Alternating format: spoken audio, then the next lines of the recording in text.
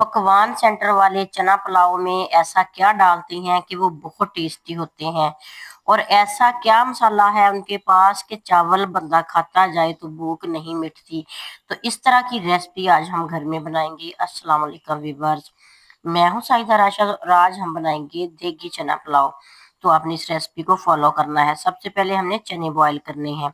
एक पाव चने मैंने 4 घंटे पहले भिगो दिए थे। अब हमने इनको कुकर में डालना है। पानी इतना डालना है कि चने डिप हो जाएं। थोड़ा सा नमक डाल के इनको बॉईल कर लेंगे 2 से 3 मिनट के लिए।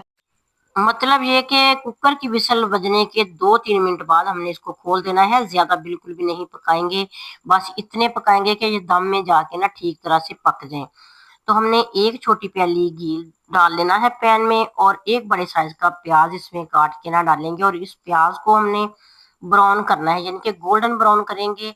और इस प्याज की जो खुशबू है ना वो हमारे चावलों में इतनी मजे की आएगी ना। और साथ ही हमने इसमें लहसुन डाल देना है, तकरीबन 2 चम्मच के बराबर लहसुन अदरक पीस कर डाल देंगे।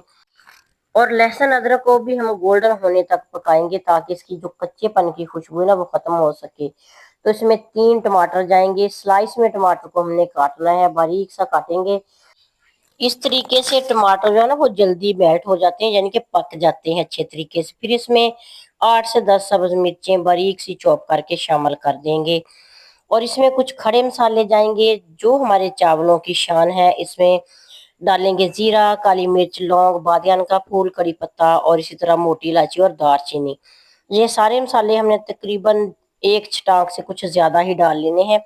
जब इनकी खुशबू निकल आए ना अच्छे तरीके से तो थोड़ा सा पानी डालेंगे। पानी इसलिए इसमें मैंने थोड़ा सा शामिल किया है ताकि हम सूखी मिर्च जब डालें ना तो वो जले ना। तो सूखी मिर्च हमें ज्यादा डालने की जरूरत नहीं, बस हमने लुक के लिए और टेस्ट के लिए कुटी मिर्च जो है ना आधा चम्मच डाल देना है। नमक इसमें शामिल करेंगे और मिक्स कर लेंगे। और नमक डालने के दौरान ध्यान रखना है कि हमने जब चने बॉईल किए थे ना तब भी नमक डाला था। और टेस्ट के लिए थोड़ी सी काली मिर्च इसमें शामिल कर देंगे। फिर उबले हुए चने डाल देंगे। तो उबले हुए चने जो है ना इनको धोना बिल्कुल भी नहीं, बॉईल करके इसके अंदर अगर थोड़ा सा पानी भी है ना तो इसी तरह हमने इनको फ्राई कर लेना है। जब चने अच्छे तरीके से फ्राई हो जाएं फिर हमने जितने चावल है ना हमारे पास उतना ही पानी डालना है। यानी कि मेरे पास 1 किलो चावल है तो मैंने 1 किलो ही पानी डाला था। और मैं आपको बताना भूल गई कि जब मैंने तड़का रखा था चावलों का उस टाइम मैंने चावल भिगोए थे, क्योंकि ये न्यू चावल हैं इसलिए तभी भिगोए थे। और जितने चावल है उतना ही पानी डाल दिया।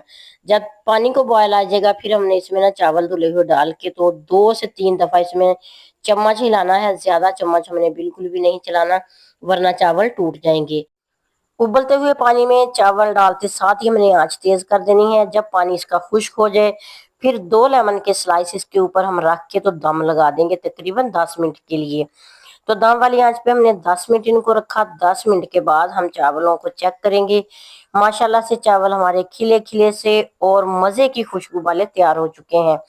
तो इस तरीके से आप चना पुलाव घर में बनाएं तो कोई भी खाने वाला ये नहीं कहेगा कि हमने घर में चावल बनाए हैं। सब यही कहेंगे कि पकवान सेंटर से आपने चावल मंगवाए हैं, यानी कि उधर से देग बनवाई है। जैसे भी आपकी तारीफ किए बगैर कोई नहीं रह सकता। तो आपको अगर ये वाली रेसिपी ये वाली वीडियो अच्छी लगी है तो प्यारा सा कमेंट करते जाइएगा और अपने फैमिली मेंबर फ्रेंड तक इसको शेयर जरूर कीजिएगा।